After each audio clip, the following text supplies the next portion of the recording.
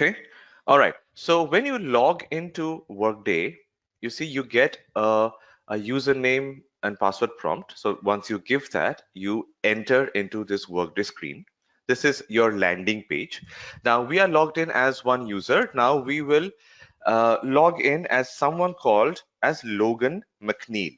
So before we do that, we have to use a task called start proxy, right? We are going to proxy, we are going to behave as Logan McNeil. Now, why we do that, I will come to that later. But remember, whenever you are logging in as somebody other than Logan McNeil, I would want you to use the task called start proxy. Okay. And in the act as, you press L McNeil. That will search for Logan McNeil, right? Please make a note of this. Whenever you are in the browser, first check whether you are logged in as Logan McNeil or not, right? Then if you are not, use a start proxy, enter Logan McNeil and click OK. Throughout this training, we will be performing the tasks as Logan McNeil. Okay, because Logan is the one who has the permissions to do the most amount of tasks. That's all, right? That's why the tasks that we are going to do as part of this training, we would be better off by doing them using Logan McNeil. You see the picture of her on her top right of the screen on behalf of Logan McNeil. Anyway, so now let's talk about the area, the screen, right? What are we looking at? What are we looking at in this particular screen? On the top left hand of your screen, you see the home button or the Workday icon, right? If I use some drawing skill, some arrows, are you able to see it on the top left hand of your screen? There is this Workday icon, Yeah, right? yeah. That is the Workday icon or the home button. Now, when you use your mobile phones or cell phones, right? So let's say you are in the middle of an app, you are doing something, but then you want to come back to your you want to do something else, right? You want to, maybe you are in Facebook, but now you want to open up the browser and do something. Then what would you do? You'll click on the home button, typically, right? Or maybe you will minimize that and you will start doing something else, or you open up another app. Is that what we do? Right? So this home button is also the same thing. It will bring you back to the main page or the home page. That is its functionality, right? Let's say I'm in some other screen. I click on somewhere else in the screen. So my screen changes. I'm in somewhere else called inbox, right? But now I want to come back to my main page and do something else.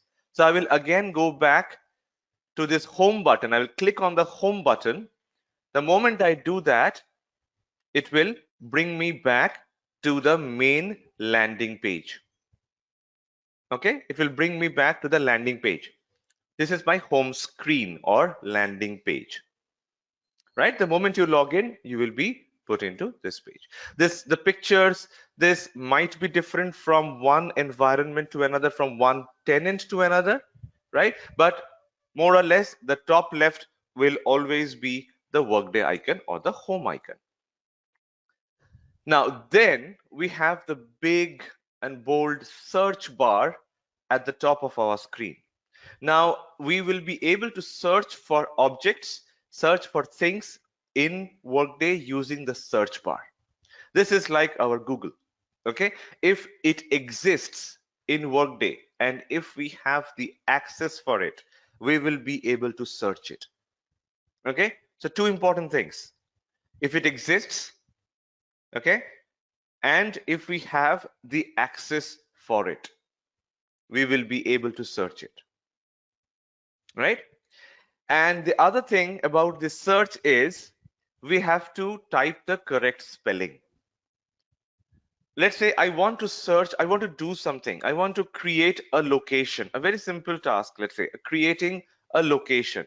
So if I type the word CRE and LOC, You see, it starts giving you some options, some predictive analysis, some predictive search options.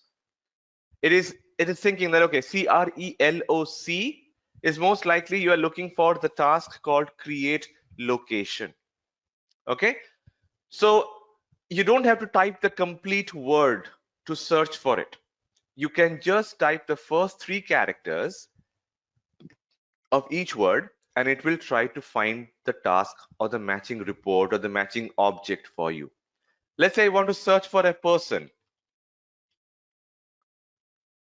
You see, I typed only part of the name, STEMOR, and it searched for Steve Morgan, right?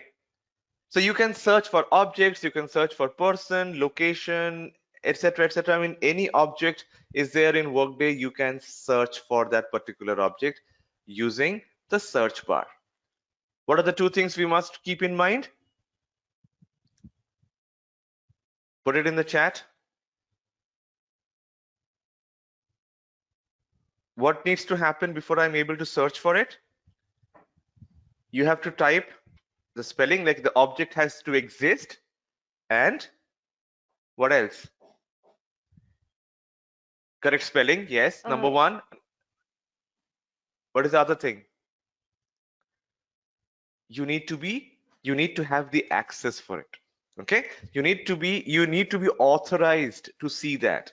If you are not authorized, you will not be able to find it using the search bar. It does not mean that it doesn't exist. Maybe you don't have the permission for it, right?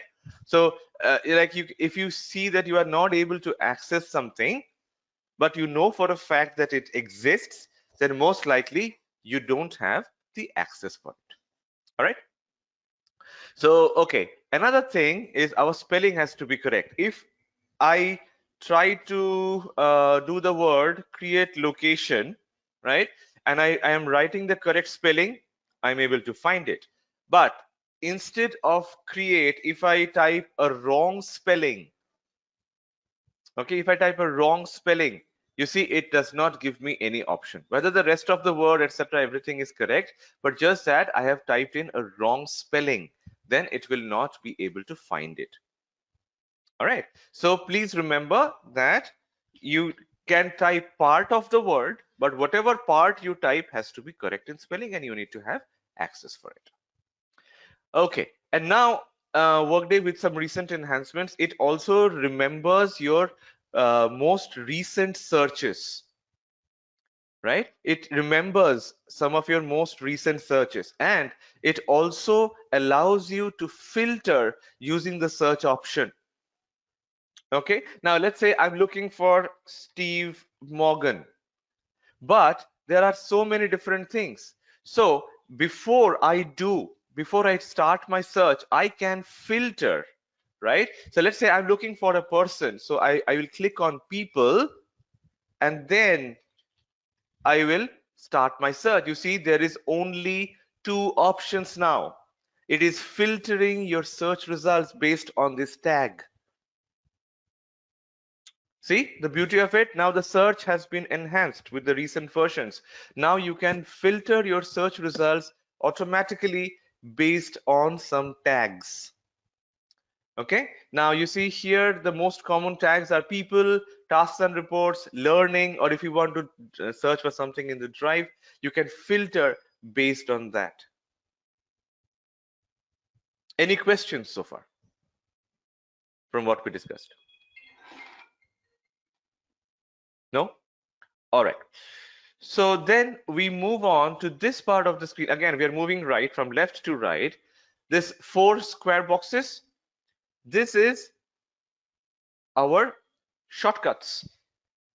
All right. This is our shortcuts or most used apps. Now, if you every day you log into the system and let's say you perform a task quite often, you do it every day. So you may want to put it in your shortcuts so that every day you log into to the Workday screen, you go here, you immediately you can do that task, right? immediately. Like let's say somebody has created this create job profile. So this task has been added as a shortcut, right? What each of these jobs do? Well, that we will find out over the course, I mean, over the duration of this course. But let's say you want to add something to these shortcuts. You can edit my shortcuts, okay? And that will open up a page where you can add or remove some of these tasks. Like let's say the first job, the payment election history. I don't want this. Rather, I want the job which for create location. Okay, so you see what I did here. I can search for certain tasks or reports in this field as well. So here I will say create location, the same search parameter that I used in the main search bar, that also holds true for each of these fields as well. Okay, so you see, I did CRELOC. I did not type the create location. The entire word I did not need to type. I just said CRELOC and it found the task for me, create location, right? So if I am done, I will scroll down to the bottom of the page and I have the option to save it. Okay. Okay, I'll click on OK to save this. All right. So now if I go back to my shortcuts, you see create location is right there. Okay, how did I do it? I clicked on edit and then I removed an existing shortcut. I added a new one and it starts showing up as part of this my shortcuts page. All right. So Krish, Then, we can add yeah. as many as we want, right? Or is No, there any limitation? no, there is a limit. There is a limit. Let's go here and see the limit. You see, it says select up to 10 shortcuts, Okay. right? You can only add 10 shortcuts here. Now, in So this how shortcut, about this, Mhm. the external link that is mentioned? Yeah, Is it related yeah. to this? Yes, let's say external link is every day you work in this system. You need to refer to, let's say, some uh, an external link for, let's say, ADP, right? You want to check your payroll Okay. because maybe you are also working as a payroll administrator. So maybe you also have to log into the ADP website and check for the payroll for your employees, right? So you can configure that here. So you click on external link, okay, and you can switch. I mean, you can choose from some of the existing ones, okay, or you can first create a link and then put it here. Okay, let me show you some of the existing ones. Let's say I choose, let's say salesforce.com. Okay, so if I say salesforce.com, then what happens? If I go to my shortcuts, I mean, this link was already there in the system, so I just selected it. And then if you go to the shortcuts, you click on salesforce.com. You see, for an external site, the icon is different, right? The other ones, they don't have an icon. This one does. So that tells you, that gives you an indication that this is an external site. Okay, so if I click on that, it opens up salesforce.com or whichever link has been configured.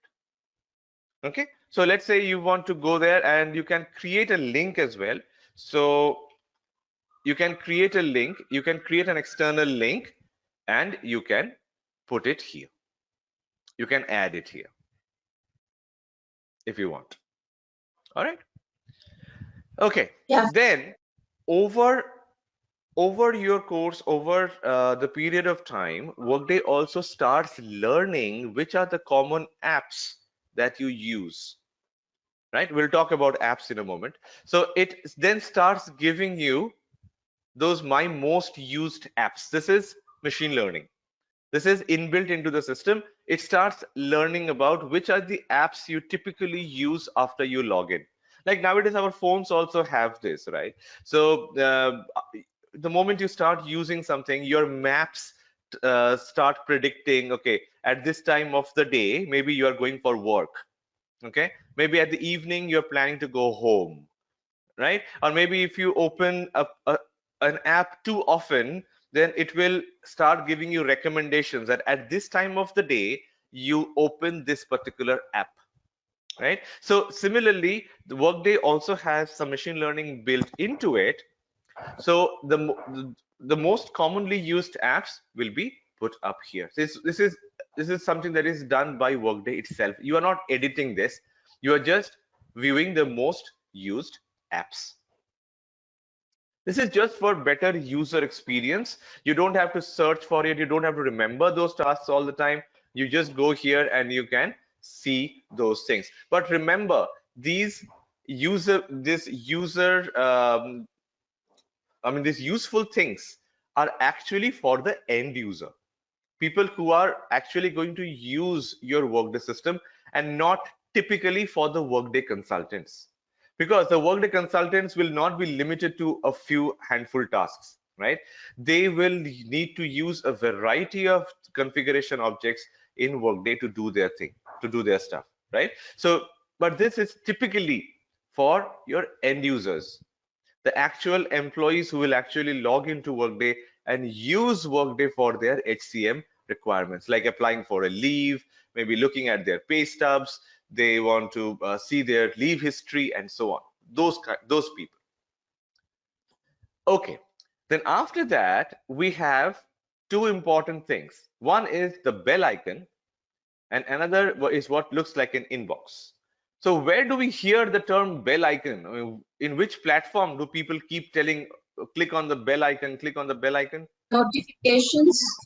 YouTube. Notifications for what? YouTube, right? YouTube. In Yeah. YouTube, they keep telling you, oh, click on the bell icon. Now, what does the bell icon do? Gives you Someone said notifications of the latest. notification. Yeah, notification of a latest video, right? If somebody has uploaded a new content, if you are if you had clicked on the bell icon for that channel, you get what? You get a notification saying that such and such channel has uploaded a new video. Correct? Now, when you get that notification, okay, on your phone, is it something that you have to take an action right now? I mean, Not unless it's necessarily. not necessarily, right? Not Unless it's a very popular channel and you absolutely want to view their content, maybe yes, but there is no obligation, right? There is no obligation that you have to do it right now. Maybe once you go home, once you get some time, you can look at the notifications and watch the video. You don't have to do it right now. Okay. And another thing is, uh, it is for your information only, isn't it? A notification is for your information only. There is no immediate action needed from your end on that particular object or on that particular notification. Correct? Similarly, here in this notification, this is FYI, for your information only. So maybe a report you had, you are running a report, okay, and it's a long running report. It took 5-10 minutes to complete.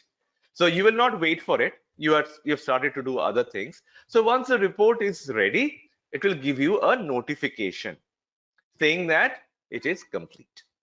So now you can go in, you can check the report, you download it, or you may ignore it. You can do it later as well. You had applied for a leave.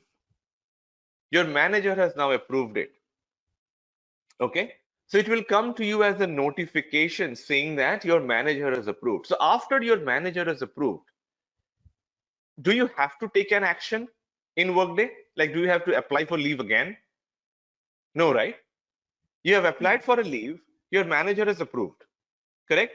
So it comes to you as a notification saying that, yeah, your leave is now approved.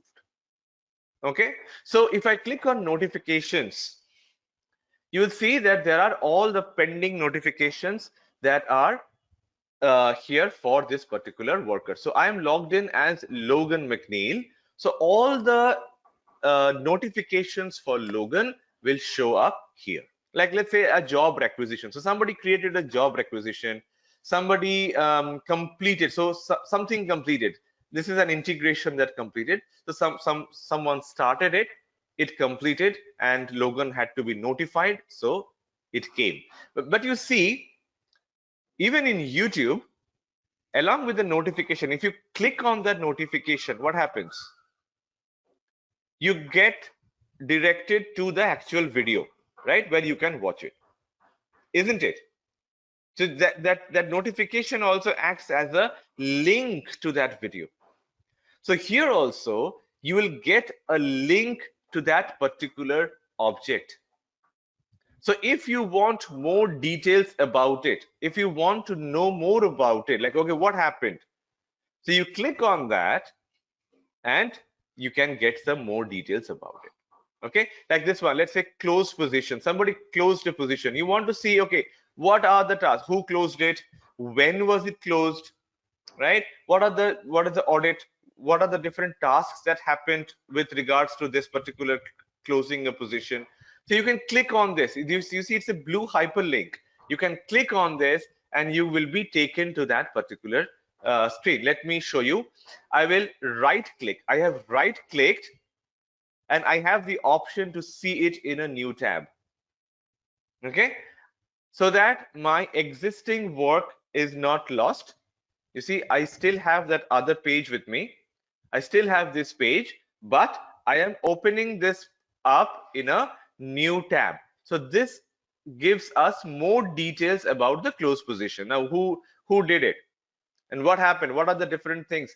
What was the job, and etc. etc. So I can look at the history of this particular object, like when did it happen? Okay, it started on 1st of March. Oh, sorry, it happened on 4th of March, etc. etc. It gives me all details about it. But if I don't want all these details, I can just look at this notification and I know that, okay, yeah, this task is complete. Okay. Then next to the, Krish, I have a doubt here. sure, sure. Yeah, so Logan McNeil has been getting a notification from, I mean, all the people who are under her, is it? I mean, according to the hierarchy. Not necessarily. It depends on the tasks that are configured. Okay. Now, when we configure notifications, we decide whom to notify. Okay. Okay. We will decide, like, do we notify everybody? Do we notify a group of people? Or do we notify one particular person? Right? All notifications are not for everybody, isn't Okay. it? So, like for example, the notifications from the YouTube channel, is it for every single user of YouTube? No, right? Only Oh, for the people who have clicked on the bell icon for that particular channel. Correct? If I have not clicked on the notification or bell icon for a particular channel, even if they upload a new video, I will not be notified. So similarly, for notifications in Workday, they will be given to only the people whom we have configured. Right? We will do it later once we do reports, once we do our integrations and different tasks, the business processes. Then we will configure notifications. Right? We will configure who will be notified or who should be notified. okay. Got it? Yeah. Yeah. Okay. The next to the notifications is this inbox. Now, contrary to the notification, if an email comes to you in your, let's say, Google inbox or your Outlook, then what do you do?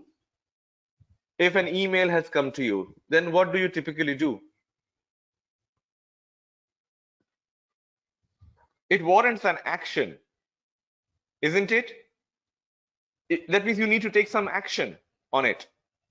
The person who has sent you the email, they want you to do something with it, right? It can be asking for information, it can be asking for some action on your behalf, correct? So it might be saying, okay, hey Krish, I need you to send such and such document to me, right? So that means what? Once I receive that email, I need to do something, right? An action is waiting for me in an email?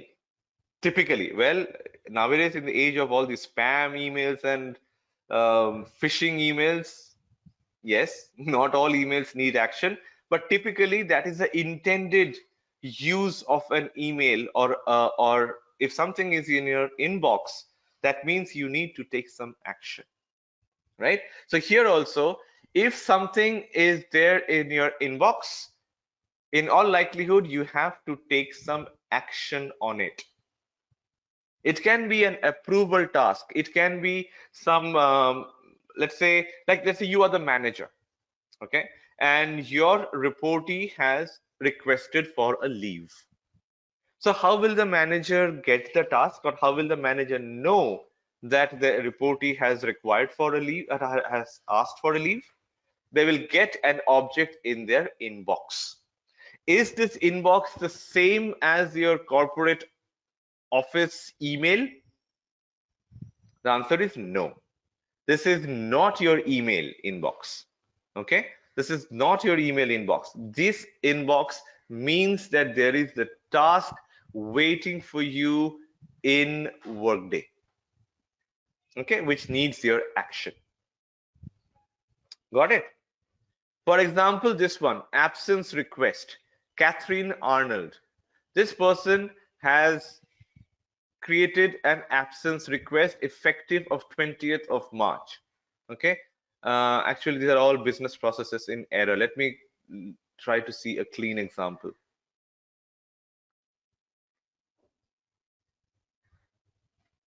Okay, for this one, there's a compensation change for a person called Ayush. Okay, Ayush V. So somebody has requested a compensation change for this particular worker. So it has come to Logan for action. So you see here, what are the tasks that are available to Logan? She can approve, she can send it back, she can add other approvers, or she can deny it. She can straight away say, nope, I don't agree, or she can cancel and do something else, right? But the main task she can do is approve, or she can send back for changes or revisions. So but first she can review. She can review that, okay, this used to be his allowances and salary, $9,615. Then he's getting a 20% increase. So now after the increase amount is around $1,900. He's going to get $11,500 annual.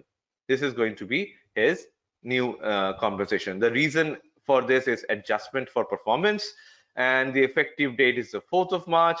This is his position, a Workday tester, right? And then if you agree to this, you can see that who started it, who initiated it, and then you can also see any comments, etc., any attachments if people have done. So you can look at all those, and if you see that, yeah, looks okay to me, then you can click on approve, right? If you click on approve, it will go to the next person as part of the process. Okay, but if you do not agree, let's say 20% hike seems too much, then what you can do is you can either deny, saying that nope, I don't agree, 20% is too much, or what you can do is you can send it back for revision. You can say that maybe you can adjust this value. I'm not rejecting it, but please revise this. Okay, so you can send it back, or you can approve, or you can deny as well. Right? But you see that this type of object, this type of task, a review, compensation change, here you need to take some action. Correct? It is waiting for your action. And what happened in the notifications? It was for your information only. Got it? That is the difference between a notification object and an inbox object. Right? Then on the top right, you see the picture of the worker, or if there is no picture, it will be a cloud, a blue cloud picture. That is a default. Okay, so here you have some other options as well. The home button, here also you have the home button. This home button is the same as the Workday icon on the top left. Both are the same. If I click on the home button, it will again take me back to the home screen. Okay, it took me back to the home screen. It is again placed here as well. Remember, in Workday, there are more than one ways of doing the same thing, right? There are many different ways of doing it. Okay, so after home, you have the My Account. Well, this is the place where typically in all web-enabled products, you have something called My Account where you do your password changes, you change your preferences, etc., etc. Right? If you want to look at your password challenge question, if you want to change your password, so all of that will be in My Account. Okay, click on My Account and you will be able to change your account password, and you can also be able to change your preferences. Like, let's say you don't want to view the currency as dollars, you want to view your currency as euros. Okay, so in the preferred currency, you want to view everything as euros instead of dollars. Okay, you want to be in a different time zone. Maybe you want Eastern time zone. By default, it is Pacific. You want to be in a different time zone, right? You want to change your language and your country.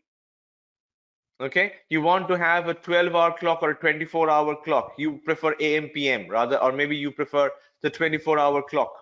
Okay, so you can choose amongst these options, and you can also see what is the email address that will be used to send you email notifications, if any.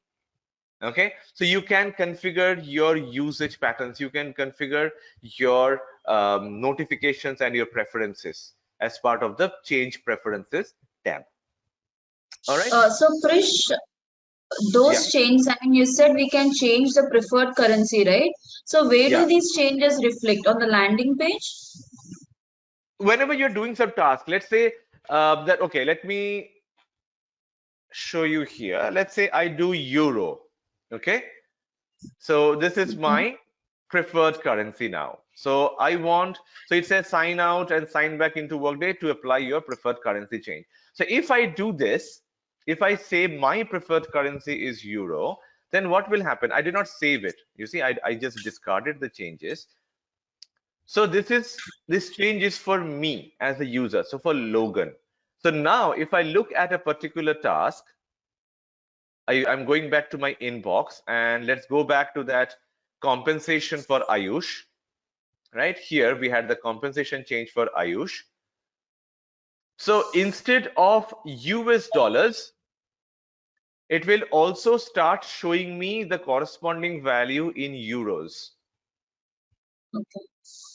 All right. So like, let's say it says $9,615, but in addition to that, it will also start showing me, say, 9,000. Okay, I don't know the actual conversion rate, but let's say it is around 9,000, and here it will be, let's say, 11,000. Okay, and instead of US dollars, it will be euro. So basically, it is for tasks that we do, right? Yeah, whenever you are seeing the data, it will also Yeah. start showing you the data in your preferred currency, Okay. right? And all the Yeah. time that you see there was a lot of time. Let me erase this and scroll down. You see here the date and time was there, and if you look at more details, if you click on more details, you will be able to see a lot more information.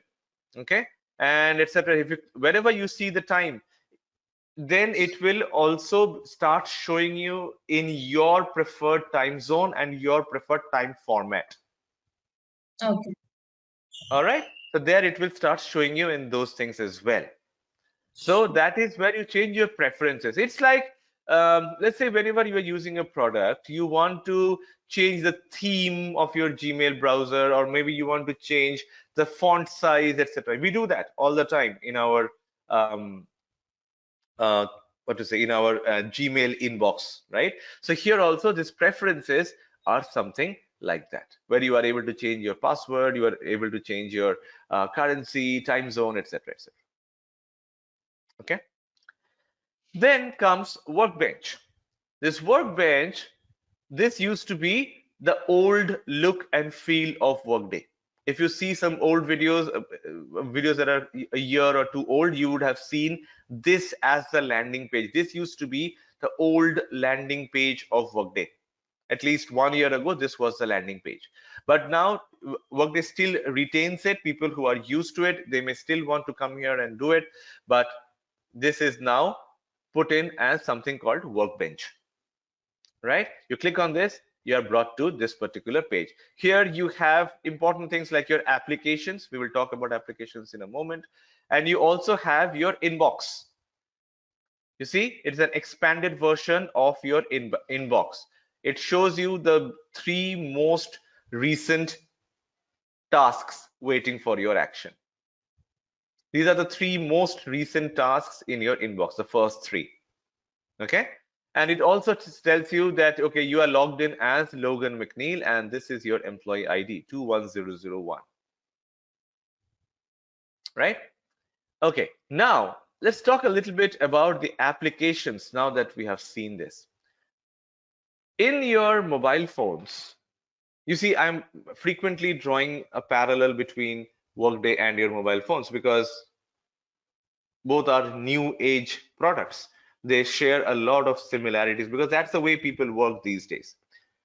Now, even in your mobile phone, you have, let's say you have an app for Facebook, right? Most of you do have it. Now, using that Facebook app, you can access Facebook. Is there any other way you can access Facebook from your phone? You can do it through Safari or search, any other search.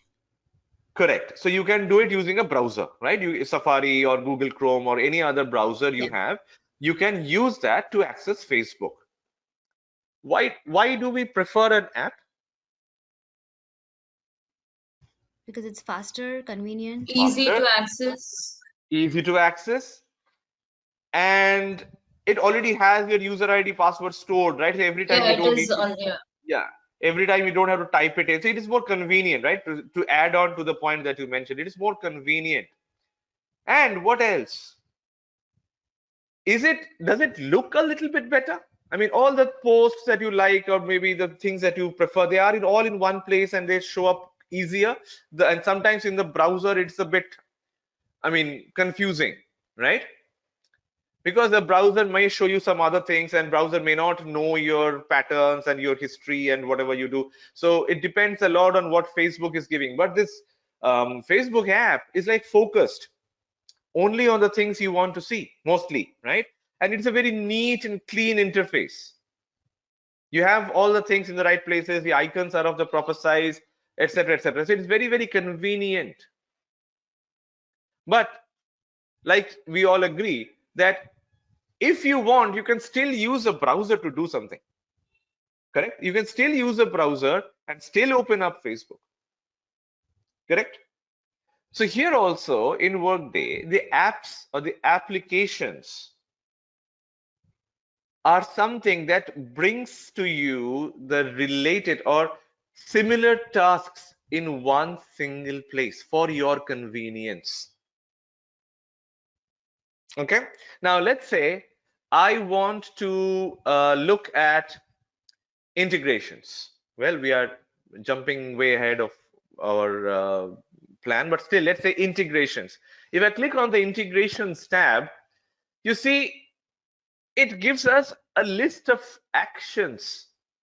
Create EIB, you can launch an integration, you can create an integration system, you can create an integration system user. So you see all the tasks which are related to an integration, they are put together within this app. So I don't have to do it using the search bar. I can just click on this. Let's say create integration. I want to create an integration. I can click on this create integration system task and it takes me to the page where I can create an integration system. You see how convenient it is, right? Let me show it to you one more time. I am in my, let's say I go back to my view all apps. Here also I am able to view the apps, or there was this other way how I navigated to it, correct? I went to it using the workbench. Let me do that one more time just to maintain some consistency. I will go back to workbench, and there I had this integrations, correct? Let me click on this integrations one, and you see it puts all the different integrations related tasks in one single place. Create integration system, create an EIB. Now let me go back to the search bar at the top and type the same thing, create EIB, or maybe create integration system.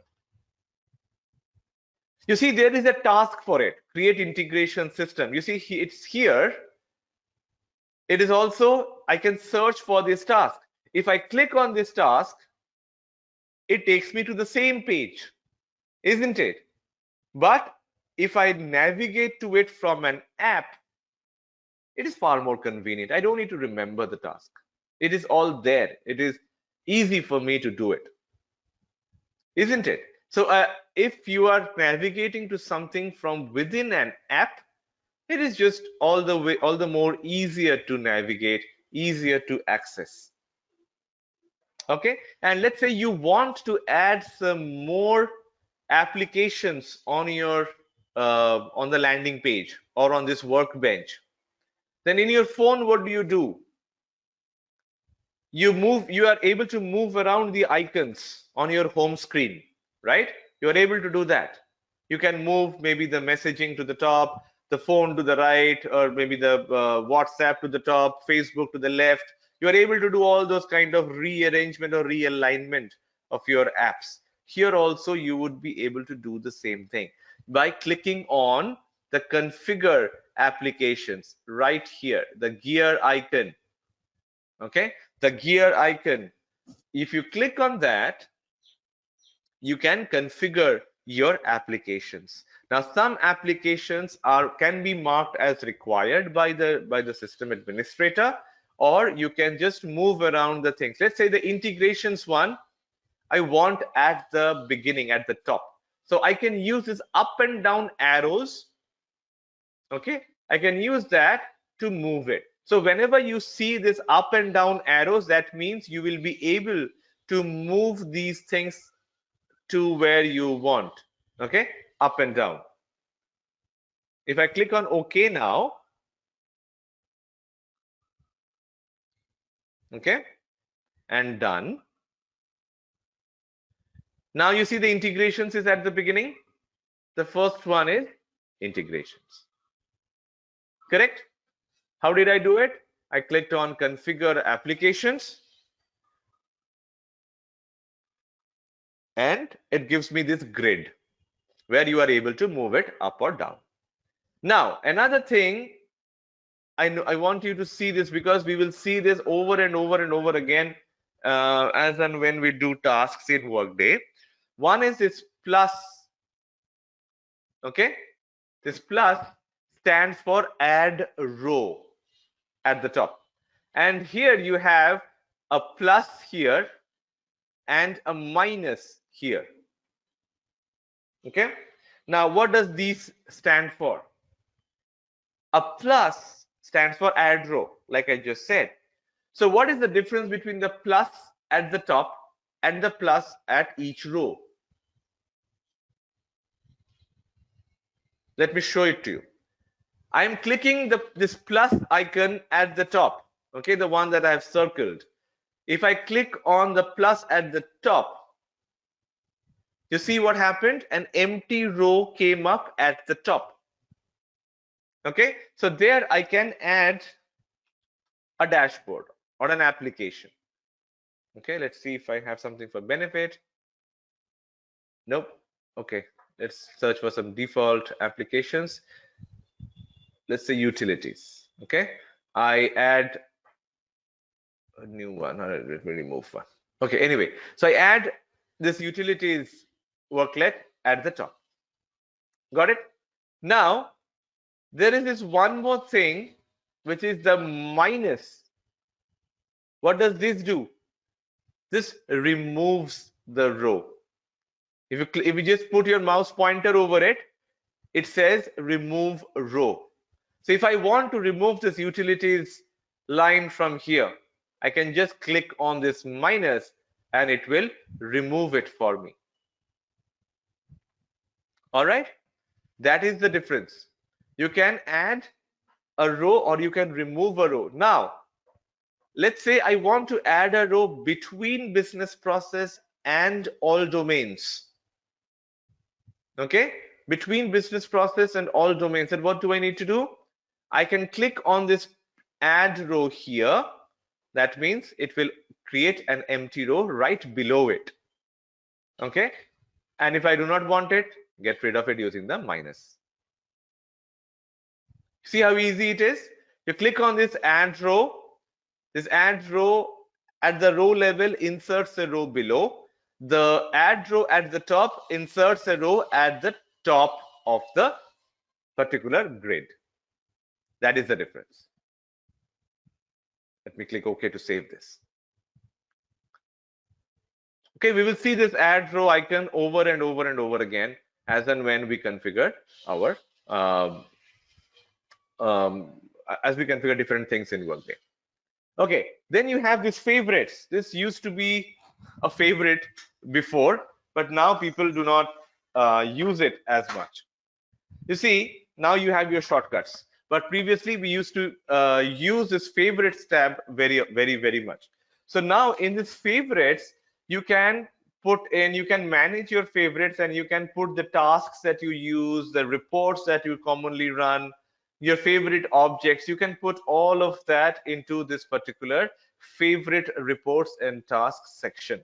Now what this will allow you to do is it will allow you to navigate quickly to those particular places, just like adding a bookmark in your browser, right? Every time you don't need to type something, you just click on that favorites and it will straight away navigate you there, correct? So here also you just have the option to put those tasks or put those reports as part of your favorites, right? Let's click on manage favorites. And let's say we were looking at the task create location, right? So if I want to add that as my favorite, you see I can do that and click OK. So now what happens in my favorite tasks, I see create location. Okay, I will click on that and it will take me to that particular page. This is another user friendly thing. You can put the commonly used tasks in your favorites. Okay, then you have the drive. The drive, well, I will not be able to access the drive for Logan because I am proxied as Logan, but still I can show you the high level thing. Like this is just like your shared drives, like what we have your Google Drive or OneDrive and etc. So here you can click on this drive and you can store files here. You can store some report output. Okay, or you can also share documents with other users using this shared drive. All right, so you can upload something here and you can share it with other users within Workday. Not outside of Workday, but within Workday you can do it. All right, then you have my reports. This my reports are the output of the report that you ran recently. Okay, if you're running a report, it took a while and you did not want to look at it, you wanted to do something else, and then you can come back and look at this particular report in my reports. Okay, in my reports. Documentation will take you to the Workday community page. You need a separate login ID and password to access community. Workday community is a closed group where somebody needs to add you first before you are able to access it. All Workday consultants, all Workday customers are part of Workday community, and also Workday employees. They are part of Workday community, but you have to be added to the Workday community to be able to access it. So the documentation is available only in Workday community. I mean, it will take you to the Workday community. The help. will take you to a company's internal website. Okay, it can also be configured to go to community, but typically the help goes to the something internal to the company where they have the training videos, how-to videos, etc. for that particular company. Internal help or manuals or documents. This will not typically, this help will not take you to the Workday community. This will mostly go to some internal SharePoint or Google Drive or some other site where they store their Workday training materials. Right? I'm talking about when a customer implements this Workday implementation. I mean, this Workday system. That is what this help button will typically take you to. Okay. All right. Now, Recovery Assistant is again a newly added feature. Now, this Recovery Assistant will help you to recover any page that you are working with. Like, let's say I was working with Create Integration System, right? And then I went out of that page and started doing something else. So it will allow you to go back to that page. Okay, it will allow you to go back to that page. If you click on it, it just remembers that page and it will allow you to go back and resume your work from there.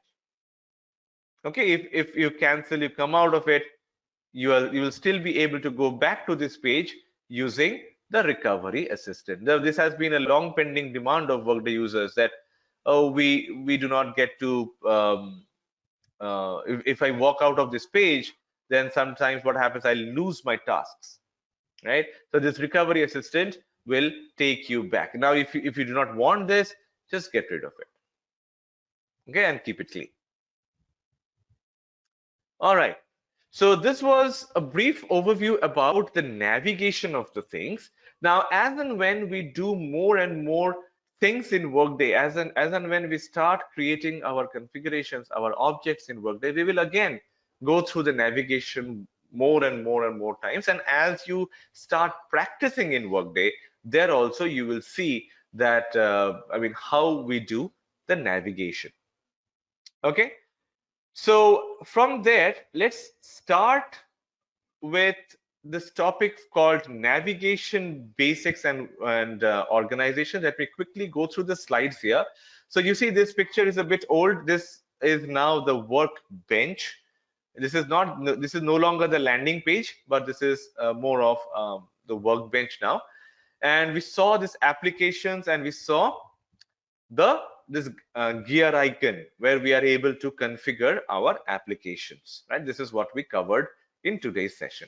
Now, as we will start discussing our core concepts from tomorrow onwards, let's quickly do a high level discussion on what are the 6 core concepts of Workday HCM.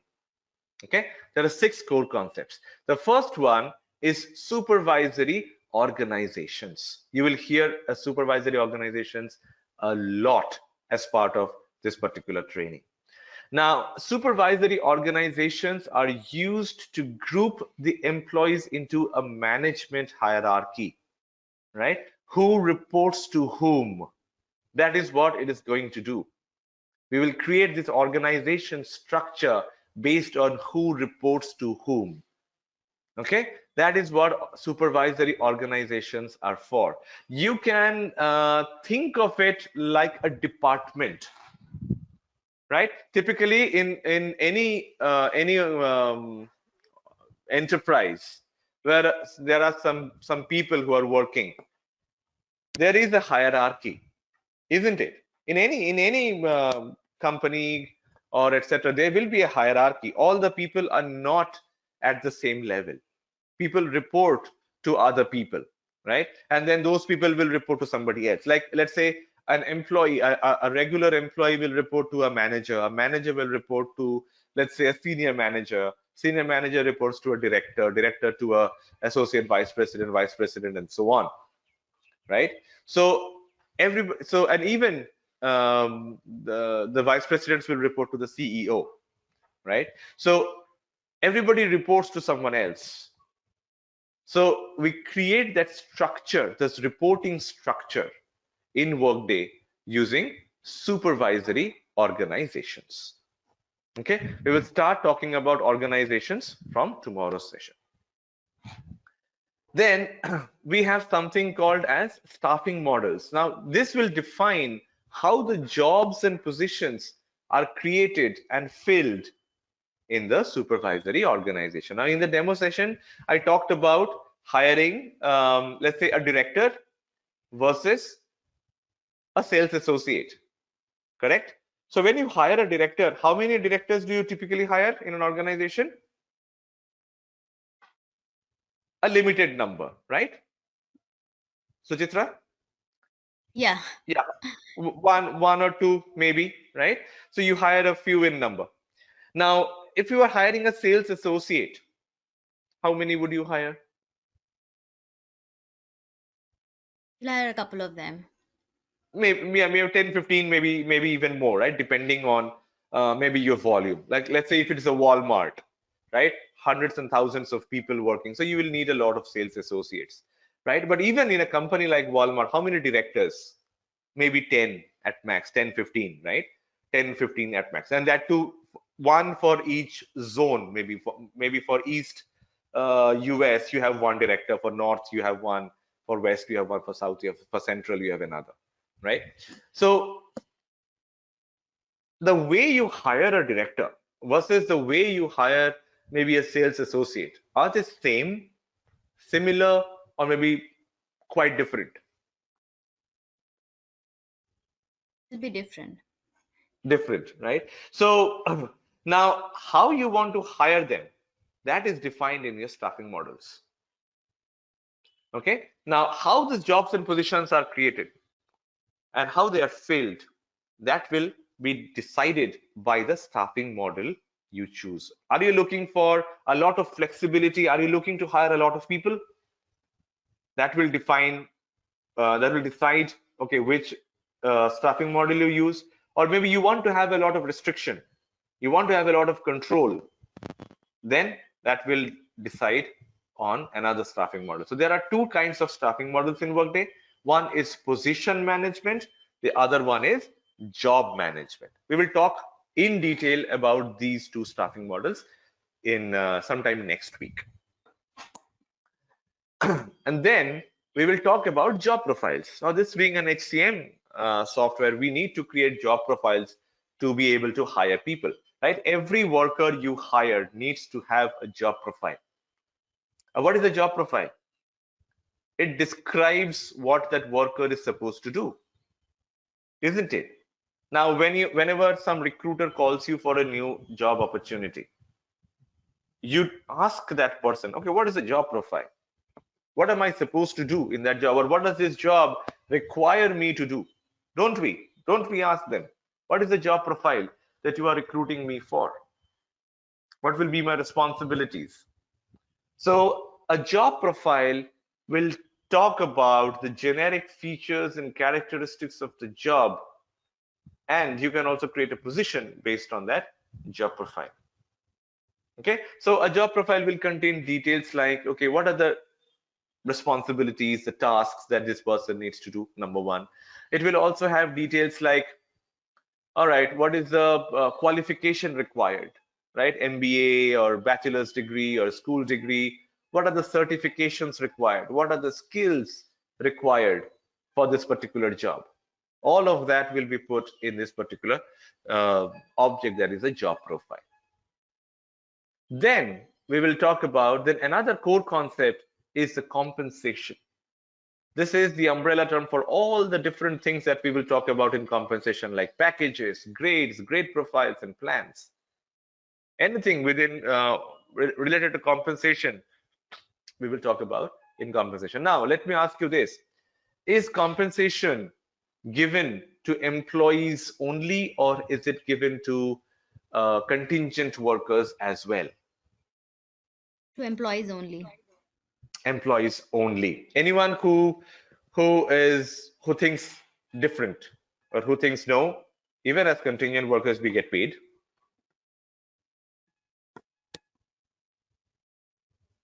How are contingent workers paid then? They are usually paid through their contractors, I mean, through their employers, Correct. they will be Correct.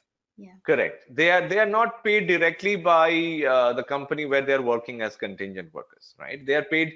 They are treated as suppliers, right? So of services. So somebody who like they are typically employed by other organizations and they are sent as workers to this company. They work there as a contingent worker or a short-term worker. Yes, Surendra. Okay, I have a question. Sure. Okay, I have a question. So there are two types of contingent workers. One is like directly on the company's as a company. For example, say any company you name on it. For example, I'm just taking as a Tech Mahindra. Okay, Mhm. so Tech Mahindra hires contingent worker on their payroll, and they also hired a contingent worker from different, let's say, from other company, and then those companies are providing the employees. No doubt, for those people, obviously, the company is paying to the company itself, not to the contingent worker. But the person who is on the payroll of Tech Mahindra or any company, okay, but as a contingent worker, so how do they get paid? Now, okay. Now, first of all, when you are hiring a contingent worker, the contingent worker will never be on the company's payroll. Oh, Okay, there are. they may, they may be contracted by that company, but they will never be on their Yeah. payroll. Okay, Okay. because whenever Okay. we talk about payroll, it starts having like Mhm. other things like taxes, benefits, and so on. Contingent workers typically are not entitled for that. The thing you Yeah, those may are be referring contractors. to, yeah. So uh, Absolutely, those are contractors. contractors. Now, these contractors, now, especially from a US perspective, these contractors, even let's say you are not associated with any company, you are directly working as a freelancer, right? Then you're directly Mm. hired by one company. So there also, Mm. I'm not sure of the details, but I think you might have seen this. Even this individual freelancers, they also have a company registered. They may be the only company, they may be the only employee in that company, right? They are the CEO, they are Mhm. the right, and the contract is actually signed with this particular company where this worker is the only worker, right? So that is how the companies will sign a contract, and then you are supposed to do your taxes, everything on your own. The company will not do a taxes because you are supposed to be a company. You will bill by the hour, or maybe whatever is a contract with you. So they will pay you based on that rate, and then you take care of the taxes. A lot of That's doctors true. are, yeah, a lot of doctors That's are true. But associated with hospitals in that way. okay, but what about the contractors who are already directly to the company? Miss, are they are also treated as the same as the other contractors, or they are treating as a differently? They will be treated differently, right? They are not entitled to any benefits. They are not entitled to retirals, isn't No, it? that's true. Yeah, of course. But that also been so they how they are been as a contract only they are going to pay to that particularly person as a Correct. contractor person. Okay. Correct. Okay, got it. They are not salaried per se, right? They are not directly Absolutely. salaried, right? So a I agree. compensation is mostly for it's typically for your employees. Now there are different types of workers when we talk about that. There can be a fixed term employee as well, right? Like an employee is hired only for a year. That is a fixed term. Those type of employees are also there in some countries, right? Yes, And then that there is are true. there are regular employees, there are fixed term contracts, and then there are contingent workers. A contingent worker may work with a company for 10 years. That is also possible. It is not like contingent worker means only for 6 months or 3 months or 2 months. It's not like that. A contingent worker may work for 10 years. I have seen some contingent workers work for 15 years, no issues, right? But so Agree. nowadays there is a lot of mix, and and then there is a new type of worker called as gig workers, people who come in, do their work, and leave, right? Like maybe somebody who comes in to paint your office. They know that their only task is to come in, paint, and leave. They're a gig worker. Their only task is to do a gig. Like The gig workers are typically associated, gigs are typically associated with the musicians, right? So you perform a gig or they perform a gig. So what do? They bring in their musical instruments, set it up, play for the evening and leave, take their payments and leave, right? They're not an employee of that place where they are performing. So similarly for gig workers, so that is a new type of workers that are coming up. So they will come in, do their thing and leave. So, but anyway, the compensation is something that is paid to employees only. It can be salary, it can be hourly wages, but compensation is only for your employees and not for contingent workers. Then another core concept is the security, right? We will talk about the security groups, the group of users who need to have the same access. Like all managers need to have a similar kind of access, right? All HR administrators need to have a similar kind of access. All HR partners or benefits partners, payroll administrators, they need to have a similar kind of access, right? So we will see how Workday's security system works, how we will group the users into security groups, and how we will assign them some permissions.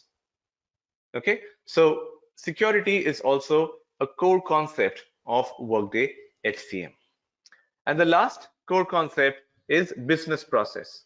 The business process is a sequence of one or more tasks that accomplishes a desired business objective, right? Like we discussed about, let's say, the hire process. There will be a sequence of tasks that needs to happen before you hire a worker, right? So then, I mean, and all of these tasks will not be performed by the same person or the same group of person. It will be done by different groups of persons.